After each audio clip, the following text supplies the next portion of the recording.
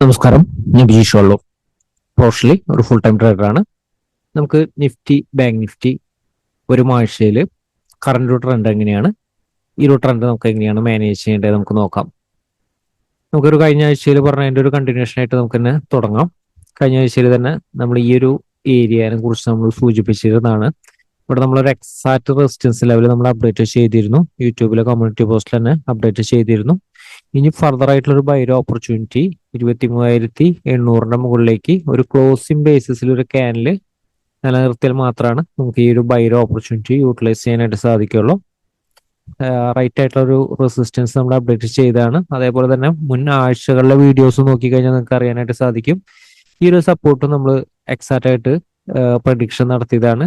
ഇനി ഫർദർ ആയിട്ടുള്ള സെല്ലിന്റെ ഓപ്പർച്യൂണിറ്റി 22,800 താഴെ എന്ന് നമുക്ക് ഇവിടെ നിന്നൊരു ബൗൺസ് ചെയ്യുന്നതിനെക്കാട്ടി മുൻപ് തന്നെ നമ്മൾ ഈ ഒരു ലെവലില്, കാരണം ഇതിന്റെ ഒരു താഴെ ഇനി സപ്പോർട്ട് റെസിസ്റ്റൻസ് അപ്ഡേറ്റ് ചെയ്യാൻ സാധിക്കില്ല.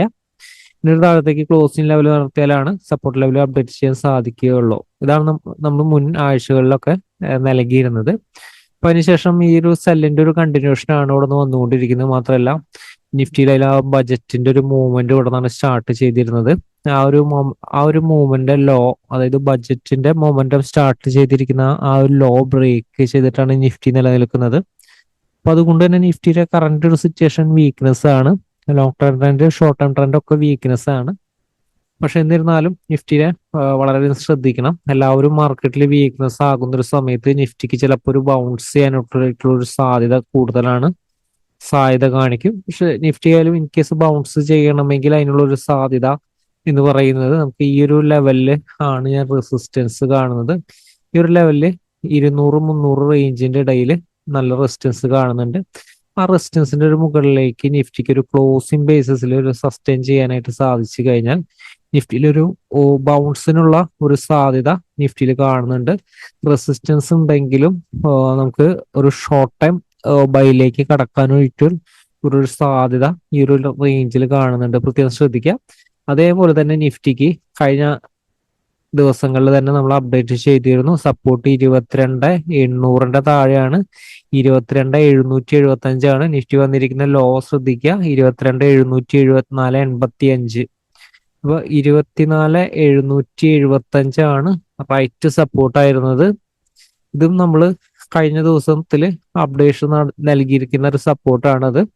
അപ്പൊ പലരും ഇതിന്റെ 22,800 താഴെ പോകുന്ന ഒരു സമയത്തായാലും കൂടുതൽ വീക്ക്നെസ് ആണ് കരുതി ഷോർട്ട്സിന്റെ ഓപ്പർച്യൂണിറ്റി യൂട്ടിലൈസ് ചെയ്യാതിരിക്കാൻ തന്നെ വേണ്ടിയിട്ട് തന്നെ നമ്മൾ അപ്ഡേറ്റ് ചെയ്തിരുന്നു. യൂട്യൂബിലെ കമ്മ്യൂണിറ്റി പോസ്റ്റിൽ അപ്ഡേറ്റ് ചെയ്തിരുന്നു റൈറ്റ് സപ്പോർട്ട്. അതായത് ഇനി ഫർദർ ആയിട്ടുള്ള സെല്ലിന്റെ ഓപ്പർച്യൂണിറ്റി 22,775 ഒരു താഴെ ക്ലോസിംഗ് ബേസിസിൽ നിലനിർത്തിയാലാണ് കൂടുതൽ വീക്ക്നെസിന്റെ താഴെ ക്ലോസിംഗ് ബേസിസിൽ നിലനിർത്തി കഴിഞ്ഞാൽ മാർക്കറ്റ് ഒരു കൂടുതൽ വീക്ക്നെസ് ആണ്. പക്ഷേ ശ്രദ്ധിക്കേണ്ട കാര്യം, നിഫ്റ്റിക്കായാലും ഇനി അടുത്ത റെസിസ്റ്റൻസിന്റെ മുകളിലേക്ക് നിഫ്റ്റിക്ക് ഒന്ന് സസ്റ്റെയിൻ ചെയ്യാൻ സാധിച്ചു കഴിഞ്ഞാൽ നിഫ്റ്റിക്ക് ഒരു അടുത്ത പിന്നത്തെ ഒരു റെസിസ്റ്റൻസ് ലെവൽ വരെ ഉള്ളൊരു ബൗൺസിനും നിഫ്റ്റിയുടെ ഒരു സാധ്യതയുണ്ട്. അപ്പൊ രണ്ട് സൈഡും മാർക്കറ്റിന്റെ ഒരു മൊമെന്റം എങ്ങനെയാണ് വരാനായിട്ട് ഒരു സാധ്യത എന്നുള്ളത് ആദ്യം മനസ്സിലാക്കി വെക്കണം.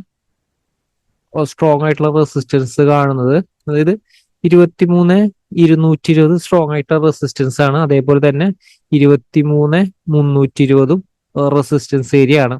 ഇത് നമ്മൾ കഴിഞ്ഞ ദിവസങ്ങളിലൊക്കെ ഇൻട്രാഡേയിൽ നൽകിയിരിക്കുന്ന റെസിസ്റ്റൻസ് ഏരിയ ആണ്. പക്ഷെ നിഫ്റ്റിക്ക് ഇതിൽ ഏതെങ്കിലും ഒരു റെസിസ്റ്റൻസിന്റെ മുകളിൽ സസ്റ്റെയിൻ ചെയ്യാനായിട്ട് സാധിച്ചു കഴിഞ്ഞാൽ ശ്രദ്ധിക്കണം, നിഫ്റ്റിയിൽ ചിലപ്പോൾ ഒരു ബൗൺസ് ഉണ്ടായിരിക്കും. അടുത്തൊരു റെസിസ്റ്റൻസ് വരെ ക്വിക്കായിട്ട് ബൗൺസിനുള്ള ഒരു സാധ്യതയുണ്ട്. അപ്പോൾ ഈ ഒരു ഏരിയ വളരെയധികം ശ്രദ്ധിക്കണം. ഷോർട്ട്സിന്റെ ഓപ്പർച്യൂണിറ്റി റൈറ്റ് സപ്പോർട്ടിന്റെ താഴെ അല്ലെങ്കിൽ റെസിസ്റ്റൻസിന്റെ താഴെ നിലനിൽക്കുമ്പോഴാണ് യൂട്ടിലൈസ് ചെയ്യേണ്ടത്. നിഫ്റ്റിയുടെ നമുക്കൊരു കറണ്ട് ഒരു ലോങ് ടേം, ഇത് ഡെയിലി ഗ്രാഫ് ആണ്. ഡെയിലി ഗ്രാഫിൽ തന്നെ നമുക്ക് നിഫ്റ്റിയുടെ സിറ്റുവേഷൻ നമുക്ക് നോക്കാം. നിഫ്റ്റി ജസ്റ്റ് ഒരു ട്രെൻഡ് ലൈൻ പോലെ വരയ്ക്കുന്ന ഒരു സമയത്തായാലും നമുക്ക് നിഫ്റ്റിയുടെ ഒരു റെസിസ്റ്റൻസ് നമുക്ക് എക്സാക്റ്റ് ആയിട്ട് നമുക്ക് വരാൻ പോകുന്നതായാലും ആ റെസിസ്റ്റൻസ് നമ്മൾ പറഞ്ഞിരിക്കുന്ന ഈ റെസിസ്റ്റൻസ് ആണ്. 23,220, 320 ആ ഒരു റെസിസ്റ്റൻസ് ഏരിയ ആയി വരാനായിട്ടൊരു സാധ്യത. അപ്പൊ അതുകൊണ്ട് തന്നെ ഈ റെസിസ്റ്റൻസിന്റെ മുകളിലേക്ക് സസ്റ്റെയിൻ ചെയ്യുമ്പോൾ ഒരു താൽക്കാലികമായിട്ടുള്ളൊരു ബൗൺസിനും സാധ്യതയുണ്ട്. പക്ഷെ അടുത്ത പിന്നത്തെ റെസിസ്റ്റൻസിന്റെ മുകളിലേക്ക് സസ്റ്റെയിൻ ചെയ്യുന്ന ഒരു സമയത്ത് നിഫ്റ്റിക്ക് 24,200 വരെ 24,200 അടുത്തേക്ക് നിലനിർത്തിയാലും അതിന്റെ അടുത്ത് എത്തിയാലും അത്ഭുതപ്പെടാനില്ല. കാരണം ഇതിന്റെ മുകളിൽ സസ്റ്റെയിൻ ചെയ്താൽ ഒരു ഷോർട്ട് കവറിങ്ങിനും ഒരു സാധ്യത മാർക്കറ്റിൽ കാണുന്നുണ്ട്. പക്ഷെ പ്രത്യേകം ശ്രദ്ധിക്കണം, ഇതിന്റെ മുകളിൽ സസ്റ്റെയിൻ ചെയ്താലും അടുത്ത റെസിസ്റ്റൻസുകൾ ഉണ്ട്. അടുത്ത റെസിസ്റ്റൻസിന്റെ മുകളിലേക്ക് സസ്റ്റെയിൻ ചെയ്യണം. 23, 220, 320 റേഞ്ച് റെസിസ്റ്റൻസ് ആണ്. അത് കഴിഞ്ഞ പിന്നെ റെസിസ്റ്റൻസ് വരുന്നത് 23,620 അടുത്താണ്. അപ്പൊ 620 പിന്നെ റെസിസ്റ്റൻസ്. പിന്നീട് 620 മുകളിലേക്ക് നിഫ്റ്റിക്ക് സസ്റ്റെയിൻ ചെയ്യണം. അതായത് 23,620 മുകളിലേക്ക് സസ്റ്റെയിൻ ചെയ്ത് കഴിഞ്ഞാൽ വീണ്ടും ഫർദർ ആയിട്ടുള്ളൊരു ബൈര മൊമെന്റത്തിന് സാധ്യതയുണ്ട്. പിന്നെ 24,200 അടുത്ത് സ്ട്രോങ് ആയിട്ടുള്ള റെസിസ്റ്റൻസ് ഏരിയ ആണ്. 24,200 അടുത്ത് 24,000, 24,200. അതായത് 24,000, 24,200. ഇതാണ് മാർക്കറ്റിന്റെ ഒരു ഹയർ ലെവലിലേക്കുള്ള ഒരു പ്രോബബിലിറ്റി കാണുന്നത്. ഇനി ലോവർ ലെവലിലേക്ക് ആണെങ്കിൽ നിഫ്റ്റി വരും ദിവസങ്ങളിലായാലും നിഫ്റ്റിക്ക് 24,775 സപ്പോർട്ടിന്റെ ഒരു താഴത്തേക്ക് ക്ലോസിംഗ് ബേസിസിൽ നിലനിർത്തി കഴിഞ്ഞാൽ നിഫ്റ്റിയിൽ ഒരു കൂടുതൽ വീക്ക്നെസ് ആണ്. അടുത്തൊരു സപ്പോർട്ട് എന്ന് പറയുന്നത് നിഫ്റ്റിയുടെ 22,500 ആണ്. 22,500 അടുത്തേക്ക്, സോറി ഇത് റോങ് ആണ്, 22,500 അടുത്തേക്ക് ക്വിക്കായിട്ടും ആ ഒരു ലെവലിന്റെ അടുത്തേക്ക് എത്തും. അതുപോലെ തന്നെ പിന്നെ ഫർദർ ആയിട്ടുള്ള ഷോർട്ട്സ് ആൻഡ് ഓപ്പർച്യൂണിറ്റി 22,500 താഴെ ഒരു ക്ലോസിംഗ് ബേസിസിലാണ്. പിന്നെ കുറച്ചധികം വീക്ക്നെസ് ആണ്. ഒരു 500 പോയിന്റിന്റെ ഒരു താഴെയാണ് പിന്നെ ഒരു സപ്പോർട്ട് വരുന്നത്. 22,000 ഒരു തൊട്ട് താഴെയാണ് സപ്പോർട്ടായിട്ട് ആക്ട് ചെയ്യുക. അതായത് 21,950, 22,050, 22,050. ഇതാണ് ലോങ് ടേം വ്യൂവില് നിഫ്റ്റി ഏത് സൈഡിലേക്ക് മൂവ് ചെയ്താലും ലോങ് ടേം വ്യൂവില് നിഫ്റ്റിയുടെ ഒരു സിറ്റുവേഷൻ കാണുന്നത്. ഇനി ഏതെങ്കിലും ഒരു ദിവസങ്ങളിലായാലും നിഫ്റ്റി മെയിൻ ആയിട്ടുള്ള റെസിസ്റ്റൻസ് അതേപോലെ തന്നെ സപ്പോർട്ടിന്റെ താഴത്തേക്ക് നിലനിർത്തിയ സപ്പോർട്ട് റെസിസ്റ്റൻസ് ലെവലുകൾ ചെറിയ വ്യത്യാസം ഉണ്ടായിരിക്കും. നമ്മൾ ഓരോ ദിവസങ്ങളിലായാലും നമുക്കൊരു സപ്പോർട്ട് റെസിസ്റ്റൻസ് ലെവലുകൾ അപ്ഡേറ്റ് ചെയ്യും. അപ്പൊ ഒന്ന് ശ്രദ്ധിച്ചാൽ മതി. ഇപ്പോ ഇതാണ് നിഫ്റ്റിയുടെ ഒരു ലോങ് ടൈം വ്യൂവിലുള്ള ഒരു സിറ്റുവേഷൻ കാണുന്നത്. അപ്പൊ അതേപോലെ തന്നെ ബാങ്ക് നിഫ്റ്റിയുടെ സിറ്റുവേഷനും സെയിം തന്നെയാണ്. ബാങ്ക് നിഫ്റ്റി സിറ്റുവേഷൻ ആയാലും ഈ ഏരിയകളൊക്കെ ബാങ്ക് നിഫ്റ്റിക്ക് റെസിസ്റ്റൻസ് ആണ്. പക്ഷെ ബാങ്ക് നിഫ്റ്റി സിറ്റുവേഷൻ ആയാലും ആ ഒരു ബഡ്ജറ്റിന്റെ ആ ഒരു ലോ വന്നിരിക്കുന്ന ആ ഒരു ബഡ്ജറ്റിന്റെ ഒരു സമയത്ത് വന്നിരിക്കുന്ന ഈ ഒരു ഇതിന്റെ താഴത്തേക്ക് ഒരു ക്ലോസിംഗ് ബേസിസിൽ നിലനിർത്തിയിട്ടില്ല. അപ്പൊ അതുകൊണ്ട് തന്നെ ഇതിന്റെ താഴത്തേക്ക് ക്ലോസിംഗ് ബേസിസിൽ നിലനിർത്തിയില്ലെങ്കിൽ ബാങ്ക് നിഫ്റ്റിയും ഇവിടെ നിന്നൊരു ബൗൺസിന് ഒരു സാധ്യതയുണ്ട്. പക്ഷെ സ്ട്രോങ് ആയിട്ട് റെസിസ്റ്റൻസ് ലെവലുകൾ ഉണ്ട്. പക്ഷെ ഈ ഒരു റെസിസ്റ്റൻസ് വരെ ബാങ്ക് നിഫ്റ്റിക്ക് എത്തിയാലും നമുക്ക് പറയാനായിട്ട് സാധിക്കില്ല. കാരണം ഈ ഒരു ലെവൽ സസ്റ്റെയിൻ ചെയ്ത് കഴിഞ്ഞാൽ ഈ ഒരു റെസിസ്റ്റൻസ് വരെ എത്താനും സാധ്യത. പക്ഷെ ഇതിന്റെ ഒരു താഴത്തേക്ക് ഒരു ക്ലോസിംഗ് ബേസിസിൽ നിലനിർത്തി കഴിഞ്ഞാൽ, അതായത് 48,888 ഞാൻ സപ്പോർട്ടായിട്ട് എടുത്തിരിക്കുന്നത്. 48,888 ഇതിന്റെ ഒരു താഴത്തേക്ക് ഒരു ക്ലോസിംഗ് ബേസിസിൽ നിലനിർത്തി കഴിഞ്ഞാൽ ഫർദർ ആയിട്ടുള്ള ഒരു ഫാള്, നല്ല രീതിയിലുള്ള ഒരു ഫാള് ബാങ്ക് നിഫ്റ്റിയിൽ എക്സ്പെക്ട് ചെയ്യാം. 48,300, അതേപോലെ തന്നെ 47,850, 47,850, 48,300 ഈ രണ്ട് സപ്പോർട്ട് റെസിസ്റ്റൻസുകൾ ടെസ്റ്റ് ചെയ്യാനുള്ള ഒരു സാധ്യതയുണ്ട്. പക്ഷെ ഈ ഒരു ലെവൽ ഹോൾഡ് ചെയ്തിരുന്നെങ്കിലായാലും ബാങ്ക് നിഫ്റ്റി റെസിസ്റ്റൻസ് ഉണ്ടെങ്കിലും ഈ ഒരു ലെവലിലേക്ക് എത്തിച്ചേരാനുള്ള ഒരു സാധ്യത, വീണ്ടും ഈ ഒരു ലെവലിലേക്ക് ടെസ്റ്റ് ചെയ്യാനുള്ള ഒരു സാധ്യത ബാങ്ക് നിഫ്റ്റിയിൽ തള്ളിക്കളയാൻ പറ്റില്ല.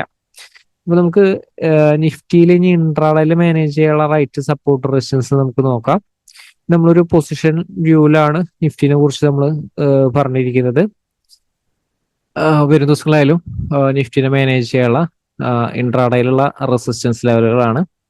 22,775 താഴെയാണ് ഓപ്പൺ ചെയ്യുന്നത്. ഗ്യാപ് ഡൗൺ ഓപ്പണിംഗ് ആണ്. ഇതിന്റെ ഒരു താഴെ ഓപ്പണിംഗ് ചെറിയ ടൈം ഫ്രെയിമിൽ ഷോർട്ട്സ് ആൻഡ് ഓപ്പർച്യൂണിറ്റി വന്നാൽ യൂട്ടിലൈസ് ചെയ്യാം. ക്വിക്ക് ആയിട്ടുള്ള ഒരു ഫാള് മാർക്കറ്റിൽ കിട്ടും. 22,650 അടുത്താണ് പിന്നെ സപ്പോർട്ട് കാണുന്നുള്ളൂ. കുറച്ച് താഴെയാണ് സപ്പോർട്ട് വരുന്നത്. ഇനി ഫർദർ ആയിട്ടുള്ള ഷോർട്ട്സ് ആൻഡ് ഓപ്പർച്യൂണിറ്റി 22,640 താഴത്തേക്ക് ക്ലോസ് ചെയ്താൽ ഇൻട്രാഡേ ഒരു ക്യാനിൽ ക്ലോസ് ചെയ്താൽ മാത്രമാണ് ഷോർട്ട്സിൽ കൂടുതൽ ആക്റ്റീവ് ആകുന്നത്. അതിന് താഴെ സപ്പോർട്ട് വരുന്നത് 22,500, അതേപോലെ തന്നെ 22,475. ഈ സപ്പോർട്ട് റേഞ്ചാണ് ഇൻട്രാഡേയിൽ സപ്പോർട്ട് വരുന്നത്. അതായത് 500ന്റെ തൊട്ട് താഴെയാണ് സപ്പോർട്ട് വരുന്നത്. 22,475 മാർക്ക് ചെയ്തിട്ടില്ല.